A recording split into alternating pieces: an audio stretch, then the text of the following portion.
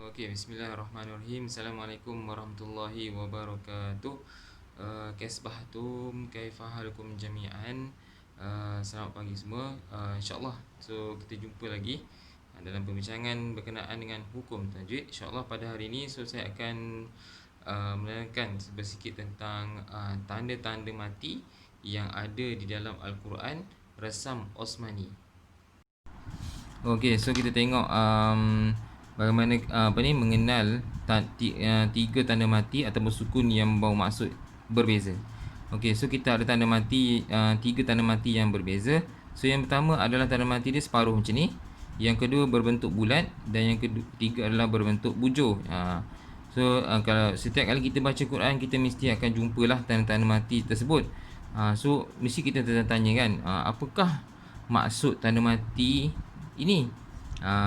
Okey, so hari ini saya nak tunjukkan apakah maksud tiga tanda mati tersebut. So yang pertama, tanda mati dia yang separuh macam ni. Kalau kita jumpa separuh macam ni, kita hendaklah membaca ataupun membunyikan huruf yang sukun tersebut. Contohnya perkataan dia di sini, nun sukun ni, anhu, anhu, anhu. So nun sukun ni dibaca juga.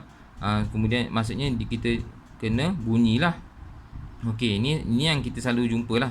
Maksudnya ni yang tanda-tanda normal ataupun tanda sukun yang standard lah. Okey. Kemudian yang kedua ni, so saya nak terangkan tanda bulat ni dan juga tanda bujur, dua ni. Okey. So apakah perbezaan antara dua tanda mati ni? So okey, so yang pertama adalah tanda mati yang berbentuk bulat. Dia akan duduk pada umat alif, waw dan ya. Okey, kita tengok contoh di sini. Okey, bacaan dia adalah yang betul ni adalah ulaika, ulaika.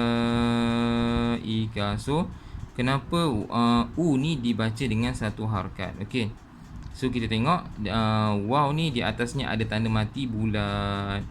Okey, so tanda mati bulat bermaksud huruf ni tidak dibaca ataupun tidak disebut, tetapi ada pada tulisan. Apabila kita nak eja, dia mesti adalah huruf waw ni. Okey, jadi hamzah baris depan ni dibaca dengan satu harakat. Okey, kemudian dia apabila kita nak wasal ataupun apabila kita nak teruskan bacaan, kita tetap juga kena baca satu harakat. Dan apabila kita mewakafkan bacaan tersebut dan terdapat tanda mati yang bulat macam ni, bermakna kita kena baca satu harakat juga.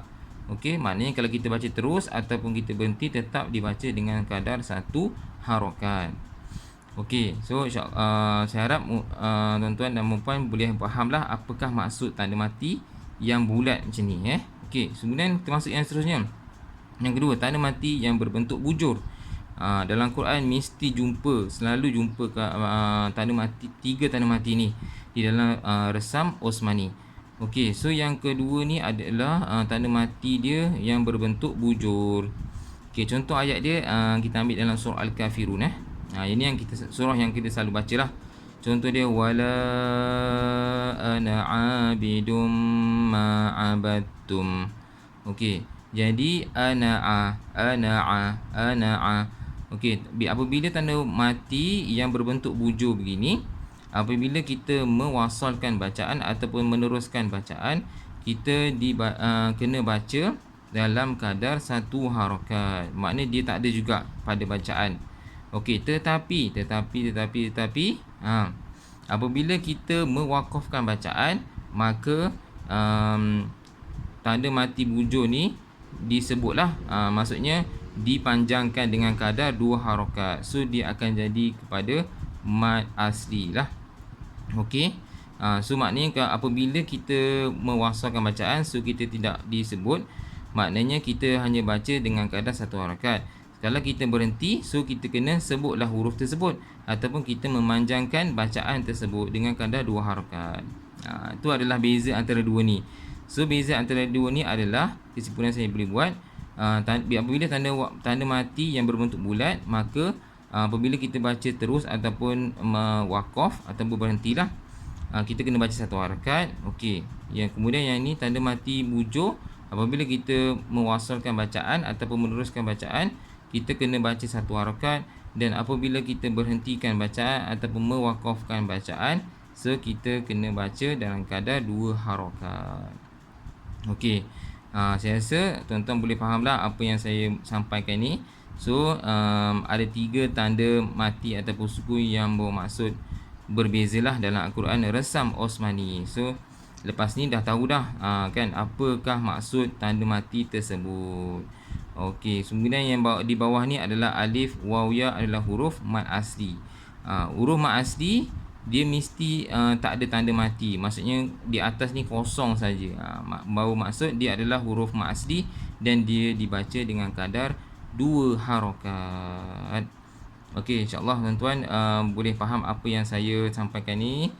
Okey, insya-Allah so the next video insya-Allah kita akan kongsikan semula berkenaan dengan hukum-hukum tajwid yang akan dibincangkan kemudian insya-Allah. Okey, itu sajalah perkongsian saya pada hari ini, iaitu berkenaan dengan 3 tanda mati yang ada dalam Al-Quran Resam Osmani yang kita selalu baca.